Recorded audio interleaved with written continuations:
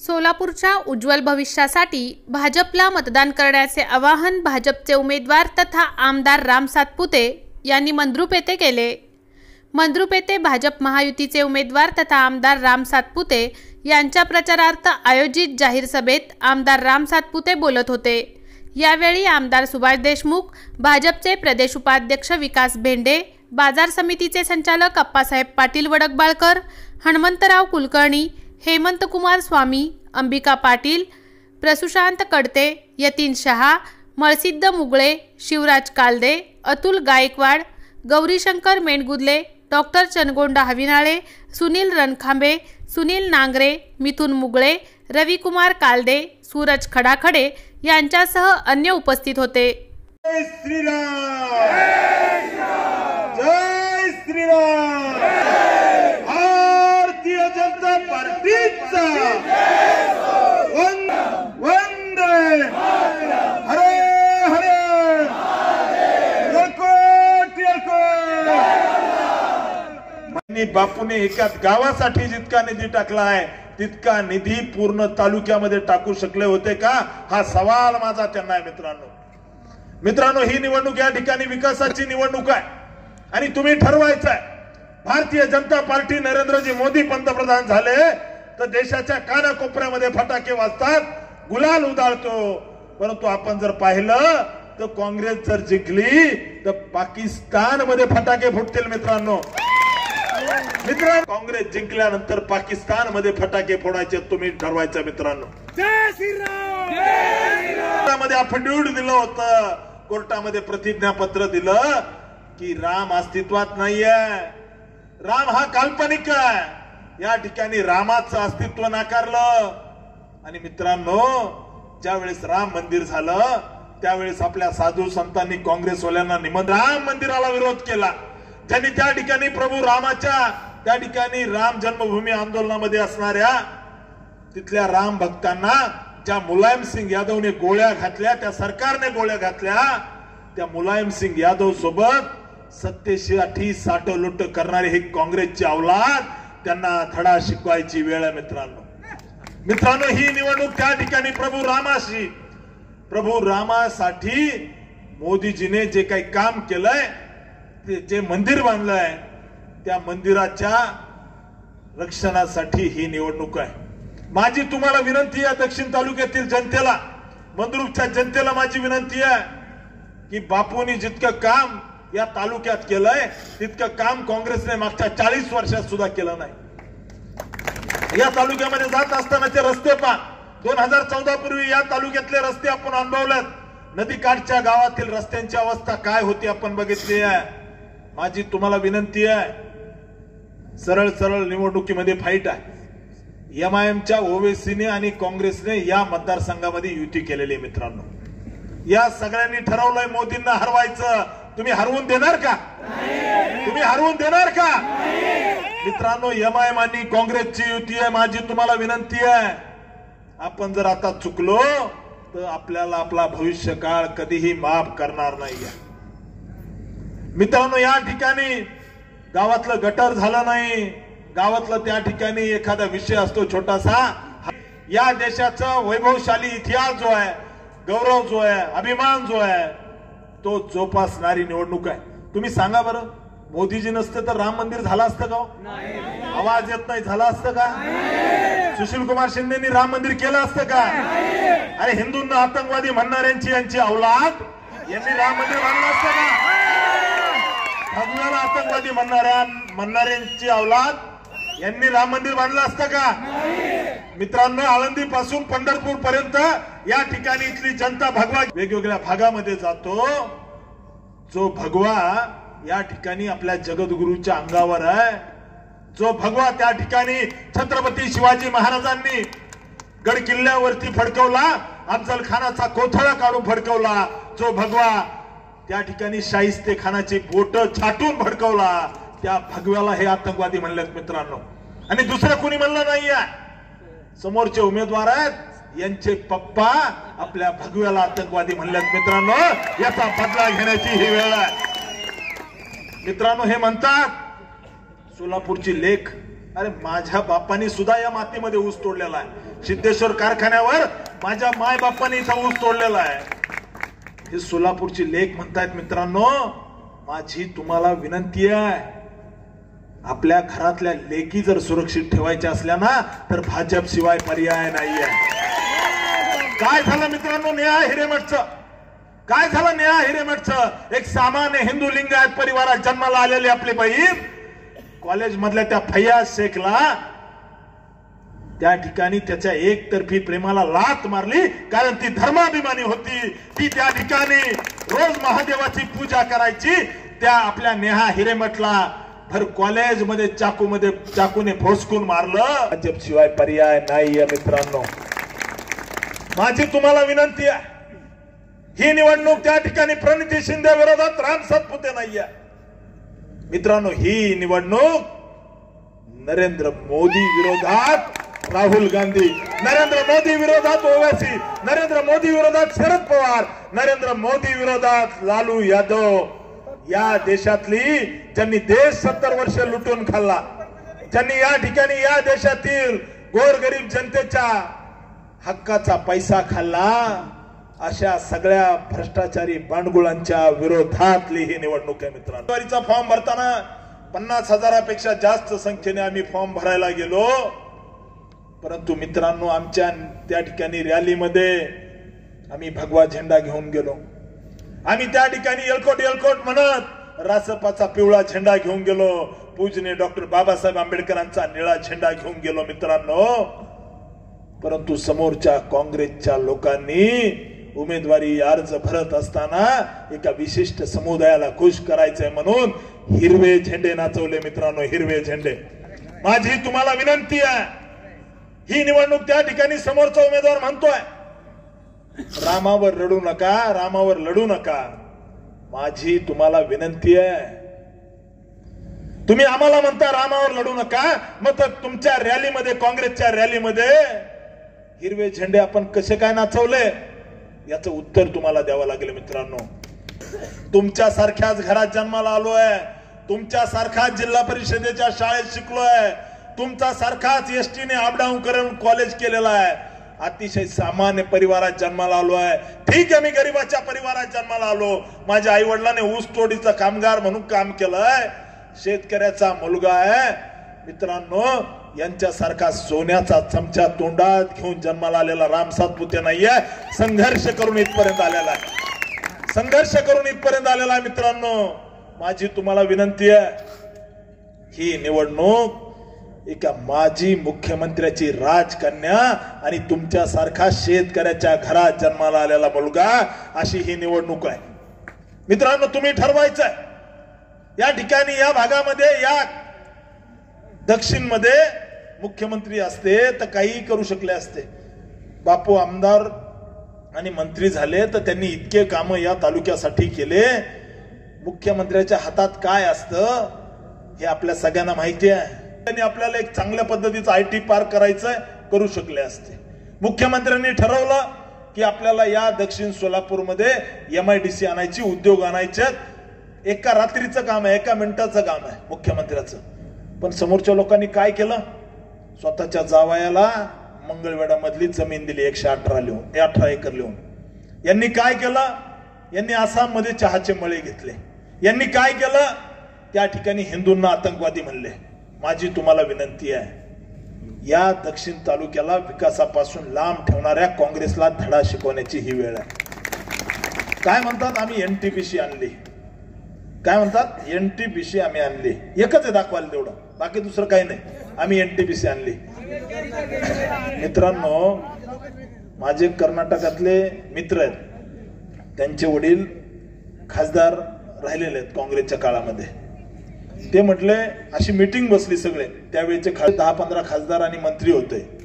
मग एकाला विचारलं, का तुम्ही नेता का NTPC? हे म्हणलं NTPC नाही नेत. दुसऱ्याला विचारलं, तुम्ही नाही? हे म्हणले तापमान वाढते, मी NTPC नेत नाही. तिसऱ्याला विचारलं, तुम्ही NTPC घेऊन जाता का? ते म्हणे रोजगार किती भेटतो? ते म्हणे रोज नको आहे. आपल्या सगळ्यांना विनंती करतो, लसूण 35 वरून 40 रुपये किलो झाला, याच्यासाठी निवडणूक नाही. त्या ठिकाणी डाळ 10 वरून 12 रुपये किलो झाली, त्याची निवडणूक नाही. आपल्या सगळ्यांना विनंती करतो, ही देशाची निवडणूक आहे आणि मोदींची निवडणूक आहे। राम सातपुतेला मतदान म्हणजे मोदींना मतदान आहे, मोदींना मतदान आहे। भावांनो, दारातली तुळस आणि मंदिरावरचा कळस जर सुरक्षित ठेवायचा असेल ना तर भाजपशिवाय पर्याय नाहीये, भाजपशिवाय पर्याय नाहीये मित्रांनो। सरळ जाहीरनामा दिलाय, सरळ या काँग्रेस आडे वेडे घेणार नाही, मत मागायला आलोय आणि हो आम्ही हिंदुत्वावर मत मागतो, त्याच्याबद्दल आमच्या मनामध्ये शंका नाहीये। आमचं हिंदुत्व या ठिकाणी संविधानाची रक्षा करणारं हिंदुत्व आहे।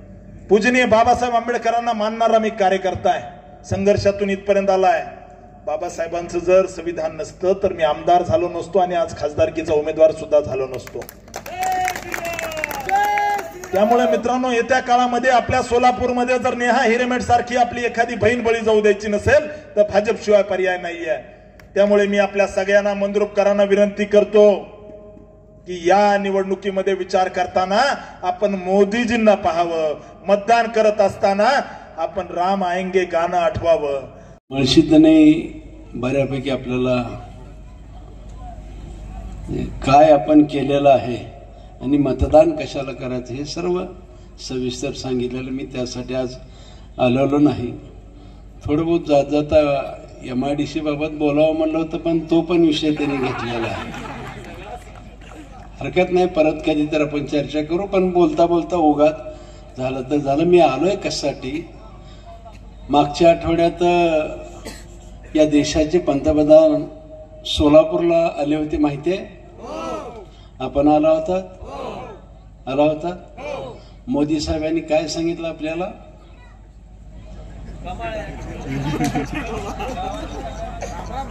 मोदी साहेबांनी आपल्या सर्वांना सांगितलं, जे जे महत्वाचं विसरलात असं माझं मत आहे। सांगतो मी पण काय आलो सांगतो, कारण काही निवडक लोक आले असतील, कार्यकर्ते आले असतील, बाकी सर्वांना येणं शक्य नव्हतं आणि आलेले नव्हते।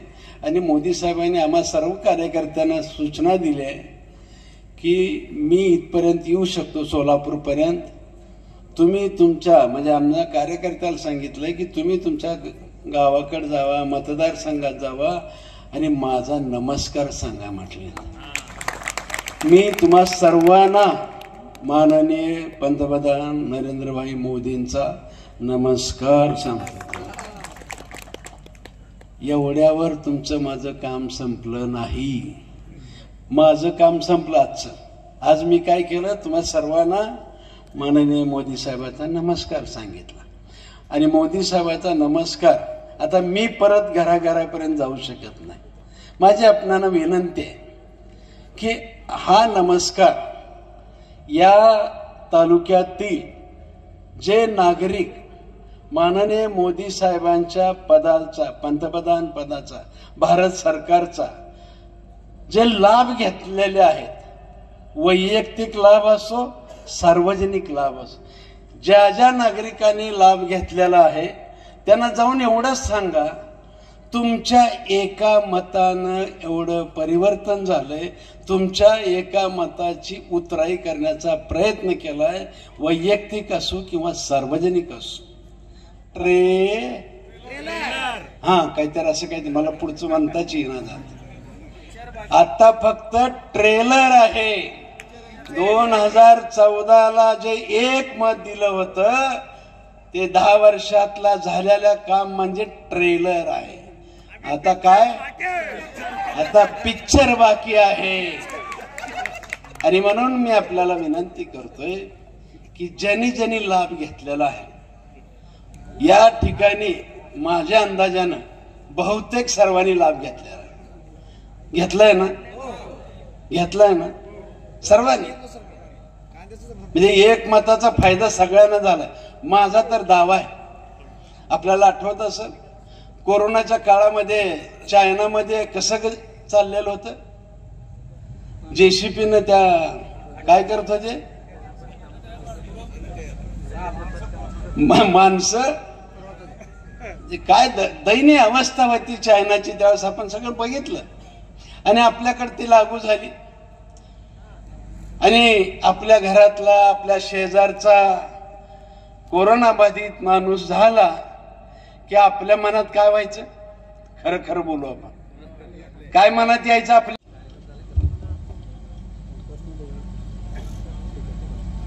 खरं तर ही निवडणूक ग्रामपंचायतची नाही आहे, ही निवडणूक जिल्हा परिषद आणि पंचायत समितीची नाही आहे, तर ही निवडणूक देशाची निवडणूक आहे. आणि खऱ्या अर्थानं देशाचं नेतृत्व करत असताना या देशाच्या पंतप्रधान आदरणीय नरेंद्रजी मोदींनी